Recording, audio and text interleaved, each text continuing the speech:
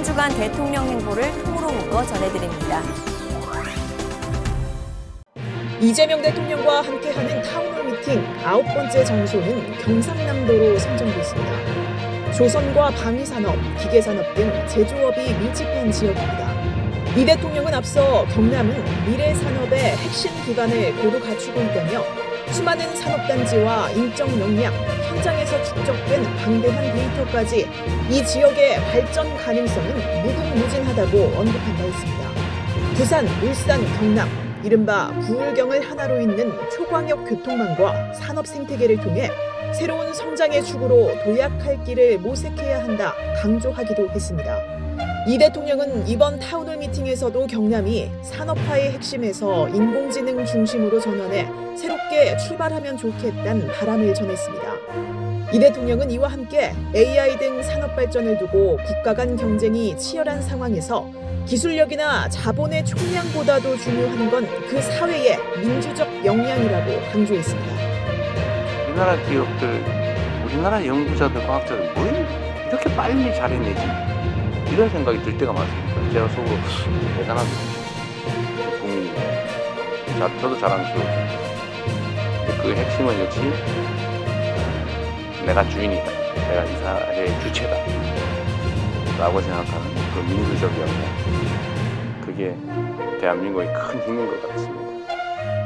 이 대통령은 이 자리에서 정치의 중요성을 재차 부각하기도 했습니다. 지역 발전이 절실한데도 사람은 직장이 없어 떠나고 기업은 사람이 없어 투자를 못하는 근본적인 문제를 정치가 해결할 수 있다는 겁니다. 그러면서 사회의 자원을 배분하는 정치는 정치인이 하는 것 같아 보여도 결국 국민이 하는 거라며 모두의 도움과 관심이 필요하다고 강조했습니다.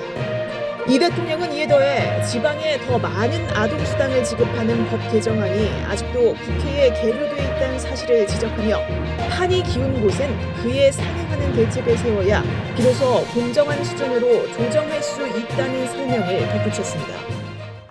하나, 둘, 셋. 이재명 대통령이 버튼을 누르자 화면 위로 고속철도가 빠르게 움직입니다. 수도권과 경남을 2시간대로 이동할 수 있도록 하는 남부 내륙철도의 착공식이 열렸습니다. 이 대통령은 60년 전 경제성 부족으로 중단됐던 해당 철도 개통 사업이 지역 소멸 위기를 불러왔다며 안타까움을 나타냈습니다. 그러면서 과거 수도권과 대기업에 몰아주는 이른바 몰빵 성장 전략이 자원과 기회의 비효율을 가져왔다고 지적했습니다. 지금처럼 서울로 모든 것이 모여서 서울은 집값이 급등하고 사람이 살 수 없는 지경으로 변하고 지방은 사람들이 사라져서 소멸하는 그런 위기를 겪으면 이 나라의 지속적인 성장 발전이 불가능합니다. 이어 이제는 지역 균형 발전, 균형 성장이 대한민국의 생존 전략이라고 강조했습니다. 그러면서 남부 내륙철도는 지역 성장 동력을 만드는 국토 대전환의 시작이라고 말했습니다. 수도권의 모든 것이 집중된 일극 체제에서 벗어나 사람과 지역을 잇고 기회를 연결하며 한계에 달한 수도권 중심 성장에서 벗어나 지방 주도 성장의 새로운 문을 열어 젖히는 역사적인 날로 기억될 것입니다. 이 대통령은 아울러 공사 과정 중 단 한 건의 산업재해 피해도 발생하지 않아야 한다고 당부했습니다. 공사 안전수칙을 철저하게 지키고 이에 대한 투자도 아끼지 말아야 한다며 안전관리에 만전을 기하라고 재차 강조했습니다. 이재명 대통령이 올해 새로 선발한 대통령 과학장학생 대표들에게 장학증서와 메달을 수여합니다. 국제과학올림피아드 수상자들에게도 기념패를 전달했습니다.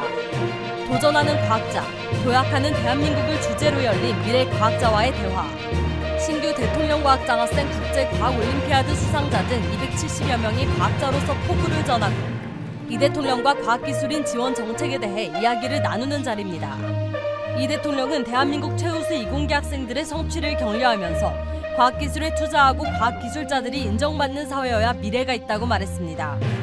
과학기술은 국가 역량 그 자체이기 때문에 역사적으로도 과학을 존중하는 체제는 흥했고 천시하는 시대는 망했다는 겁니다. 이 대통령은 우리나라도 지원은 없었지만 오로지 교육과 과학기술에 투자한 결과 오늘날 세계에서 인정받는 나라가 됐다고 말했습니다.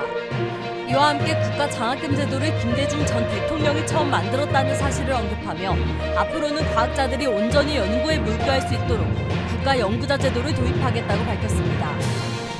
국가장학제도뿐만이 아니라 국가연구자 제도까지 도입해서 평생을 과학기술의 연구에 종사하면서도 자랑스럽고 여유롭게 살 수 있는 길을 열어보려고 합니다.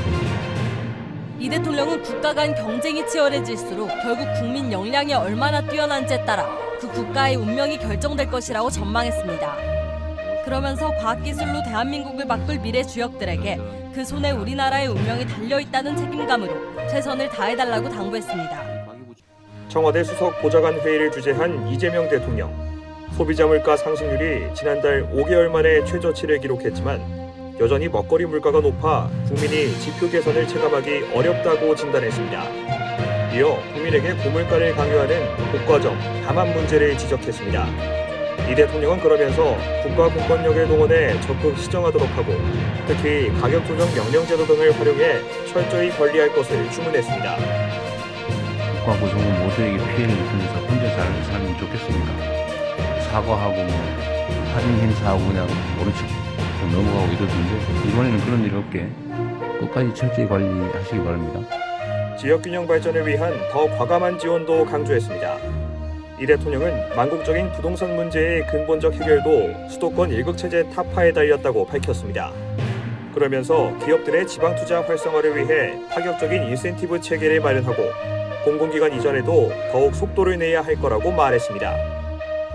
수도권에서 몰수록 더 두텁게 또 더 과감하게 지원한다는 대원칙을 바탕으로 교통 등 인프라 전개의 속도를 내고 이 대통령은 끝으로 곧 개막할 밀라노 동계올림픽 소식을 전하고 회의에 참석한 참모들과 파이팅을 외치며 우리 선수단을 응원했습니다.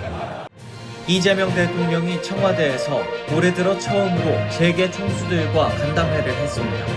연초 순방 성과를 공유하고 기업들과 올해 신규 채용과 지방 투자 계획은 물론 한중 경제협력 확대 방안도 논의하기 위한 자리입니다.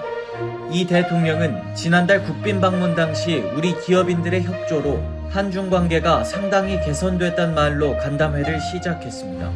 국가 간 경제 협력을 확대하는데 정상회담만큼 좋은 계기가 없다며 경제단체나 개별 기업 입장에서 필요한 국가와 의제가 있다면 적극적으로 요청하란 말도 잊지 않았습니다.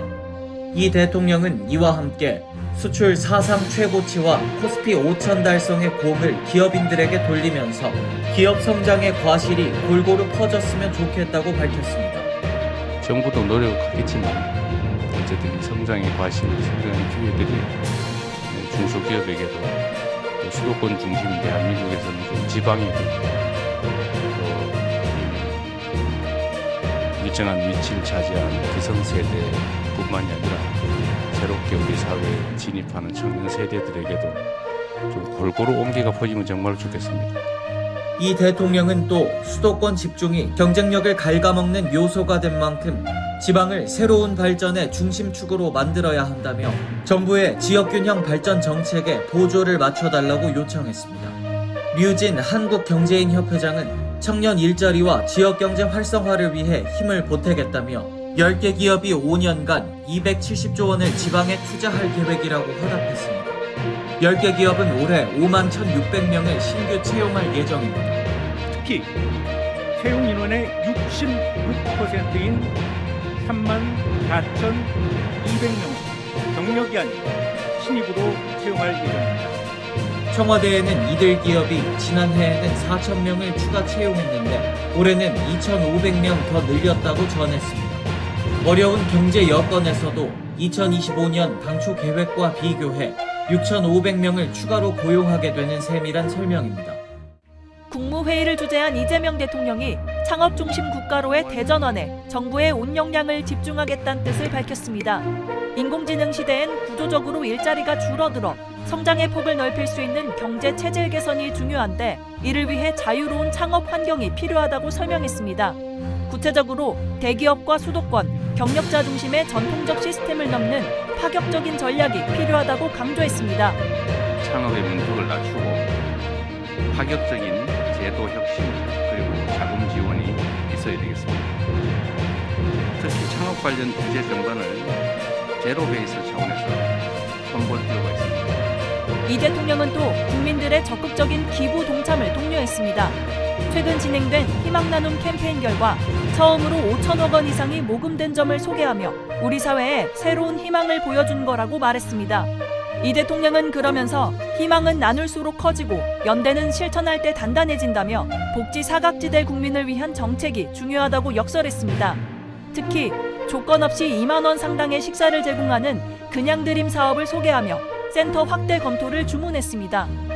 그 단순한 한 끼 때거리가 없어서 범죄를 저지르고 그에 따라서 뭐 수사를 하고 구속을 하고 대신에 한 끼 때울 수 있도록 우리가 음식물 제공을 하면 이런 사회적 낭비도 줄이고 불필요하게 누군가 처벌받는 어려운 상황도 막을 수 있다는 생각에서 이 대통령은 아울러 고병원성 조류 인플루엔자와 아프리카 돼지열병을 비롯해 구제역도 발생했다며 확산 방지와 피해 농가의 보상, 또 현장 방역 공무원의 안전을 살펴달라고 지시했습니다. 또 설명절이 다가오는 만큼 정부가 물가 안정 관련 대책을 선제적으로 빠르게 집행할 것을 당부했습니다.